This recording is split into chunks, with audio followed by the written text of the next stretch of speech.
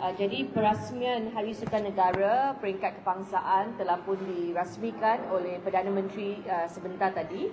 Dan kali ini Hari Sukan Negara melibatkan 66 buah acara 13 hingga 15 Oktober dan anggaran crowd hari ini adalah lebih kurang 30,000 di Putrajaya. Okey. Jumlah penyertaan kita sasarkan seluruh Malaysia berjalan serentak. Lebih kurang 4 juta rakyat Malaysia yang terlibat. Semua berjalan hari ini, semua negeri kecuali negeri Sarawak. Okay, Sarawak akan mengadakan sambutan pada hari yang berlainan iaitu pada 28 Oktober bagi menghormati sambutan ulang tahun kelahiran TYT yang di-Pertua Negeri Sarawak. Okay. Jadi ada apa-apa soalan mengenai Hari Sukan Negara?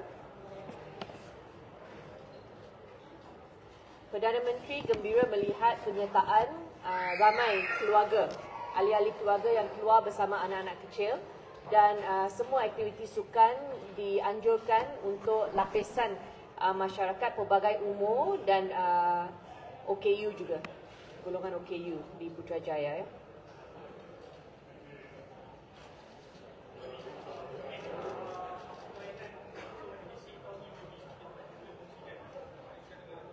Okay, Hari Sukan Negara merupakan aktiviti tahunan.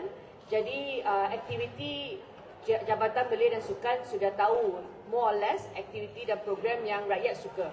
Okay, itu sebab kita tak banyak ubah programnya kerana memang penyertaan setiap tahun mereka datang untuk aktiviti yang mereka sukalah. Cuma tahun ni kita ada rakan muda dan kita bawa kembali banyak jenis sukan yang melibatkan golongan belia lah. Okay, dan pelibatan badan-badan sukan. Okay. Saya nak komen sikit mengenai bajet belanjawan. Respons awal, kami ucapkan terima kasih Majlis Olimpik Malaysia sambut belanjawan ini yang dikatakan cukup mesra komuniti sukan. Okay. Dan hampir kesemua wish list Kementerian Belia dan Sukan telah ditunaikan oleh Kementerian Kewangan. Jadi kita sangat gembira. Yang saya paling gembira adalah insentif cukai yang saya rasakan ini adalah game changer untuk industri sukan, di mana kategori baru dibuka untuk membenarkan pelepasan cukai untuk peralatan sukan dan juga latihan sukan. Ini sangat penting untuk ibu bapa yang melaburkan duit simpanan setiap bulan untuk kekalkan anak mereka aktif.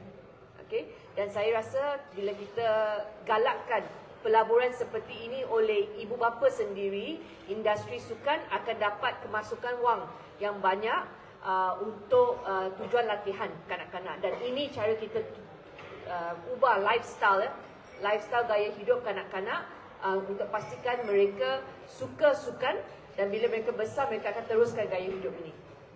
Okay? Untuk podium kita ada peningkatan 30% dan kali ini 20 juta untuk Road to Go dan 12 juta untuk atlet para. Yang ini sangat penting kerana atlet para dapat peningkatan 20%. Dan Geran Padanan Sukan kerana berjaya tahun ini kita diberi tambahan 50 juta untuk Geran Padanan Sukan dan untuk rakan muda 20 juta. Okay. Dan banyak program yang kita telah lancarkan seperti kelas renang untuk kanak-kanak P40 dan untuk sukan warga emas kita akan perkasakan, tingkatkan lagi tahun depan. Dan perkhemahan keluarga, itu yang Perdana Menteri suka tengok tadi. Beliau kata gembira kerana keluarga bersenam dan beriadah bersama. Kita boleh tengok ada banyak perkhemahan ya. So kita nak buat lebih banyak lagi post COVID ya, lebih banyak lagi program outdoor.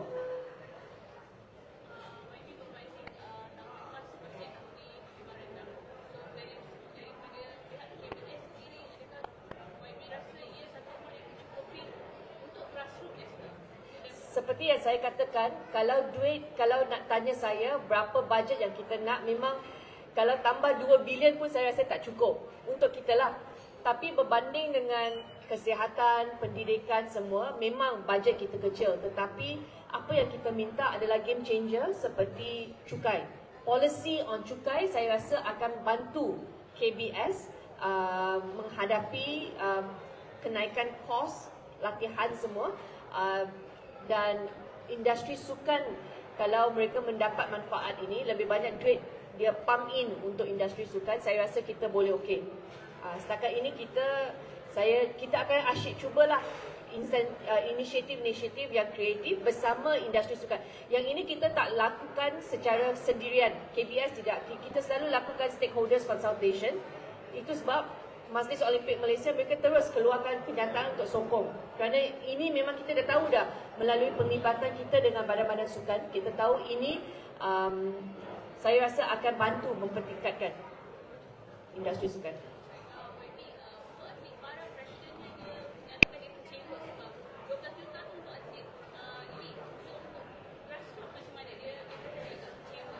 No, atlet para 12 juta itu adalah peningkatan 20%. Tetapi untuk gaya hidup rekreasi community punya, kita tak ada segregation kata ini fund untuk OKU saja yang boleh apply. Bila kita buka macam tahun ini punya bajet 2023 dana sukan community, kita tak ada kategori OKU, semua boleh mohon. Okey, itu bezanya. Okey.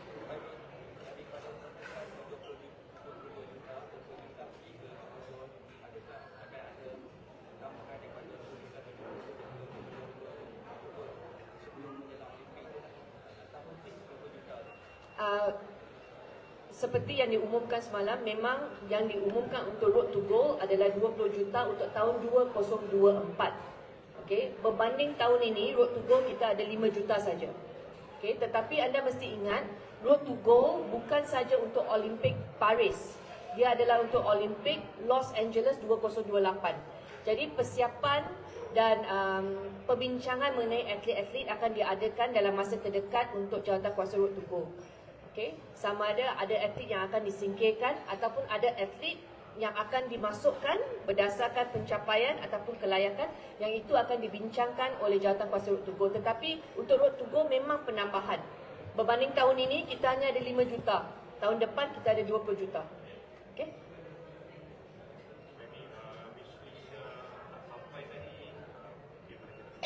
Oh, our wish list is very long kerana bila kita nak submit tu, kita akan bagilah semua panjang lebar, okay?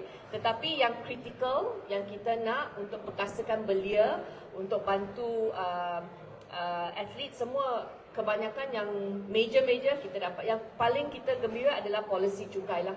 Yang itu kita nak ucapkan terima kasih kepada Kementerian Kewangan dan juga Lembaga Hasil Dalam Negeri kerana banyak membantu kita. Okay.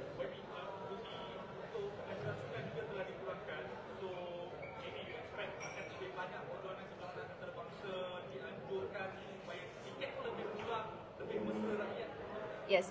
Untuk Grant Padanan Sukan, bila diumumkan tahun ini, bajetkan tahun ini April baru keluarkan. Itu sebab banyak badan sukan dia lambat untuk organize kerana dia perlu dapatkan sanction daripada international body. Tetapi dengan adanya pengumuman sekarang 50 juta untuk tahun depan, kita sasarkan ada banyak lagi international tournament akan masuk. Kerana badan sukan dah bersedia dan dah tahu bagaimana nak gunakan Grant Padanan Sukan. Dan contoh yang paling bagus adalah karate, seperti yang telah saya terangkan lah. Kejayaan mereka bawa balik pingat kerana ada Grant Padanan Sukan untuk bantu mereka dalam bulan Julai yang lepas. Untuk penganjuran sukan, permohonan, birokrasi, semua kita dah kurangkan dah. Okay? So kita sasarkan yang itu bukan tak ada masalah. Untuk crowd masuk, saya rasa tahun ini kita nak fokus untuk lebih banyak program high performance tournaments supaya atlet kita boleh benefit. Tahun ini banyak secara community. Kerana yang high performance dia tak ada masa untuk dapatkan sanction international body. Okay?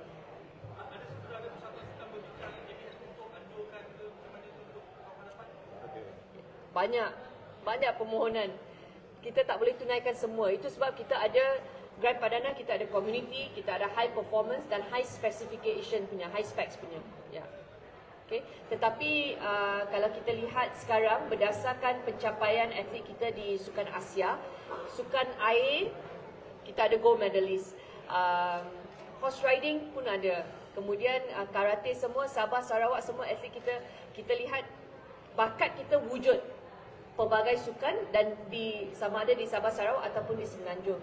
Apa yang kita nak sekarang adalah untuk tengok plan infrastruktur, fasiliti untuk jalan sinonim dengan pembangunan bakat. Saya bagi contoh ya. Kalau kita dah menang setengah daripada gold medal kita squash. Okay? Apakah fasiliti squash di Malaysia?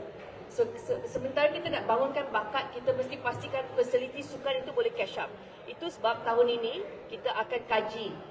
Okay, kita dapat dana 50 juta juga untuk penambahbaikan fasiliti sukan yang PM bincang. Kita tak akan buat ad hoc.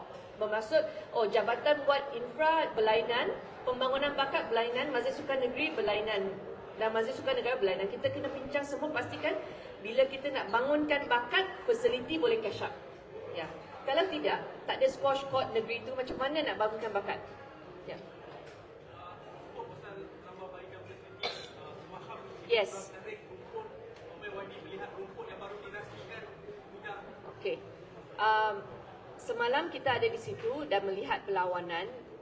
Pertama sekali kita nak ucapkan syabas dan tahniah kepada pasukan Harimau Melaya yang telah berjaya menang 4 gol. Dan hari ini, pagi ini saya difahamkan Perbadanan Stadium akan keluarkan kenyataan mereka dan mereka juga akan bincang dengan FAM. Okey.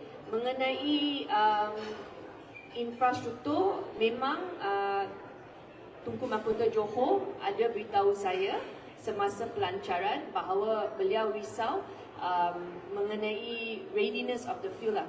Bermaksud padang itu mungkin belum optimum berdasarkan pengalaman Tunku Mahkota. Jadi kita bergantung sangat kepada kontraktor kerana kontraktor itu adalah expert yang juga bantu untuk stadium JDT di Johor. Okay. Jadi saya akan tunggu kenyataan Perbadanan Stadium dan FAM hari ini dan kita akan lihat bagaimana persiapan untuk pasukan menghadapi perlawanan pada hari Selasa nanti. Okay. So perbincangan dengan FAM masih sedang berlaku lah. Selasa tu kita tunggu Perbadanan Stadium kerana ini adalah masalah teknikal di mana technical expert kena bagi input. Dia bukan menteri suruh tutup. Dia ada kontraktor yang expert yang jaga Zion Zoyzia. Semua perjalanan yang kita buat bergantung kepada technical expert ini. Okey? Tunggu FAM. Ya. Because Perbadanan Stadium hanya menyediakan stadium yang sama ada nak main atau tidak mahu main bergantung sangat kepada pasukan Harimau Malaya dan FAM. So kita kena tunggu respon mereka. Boleh?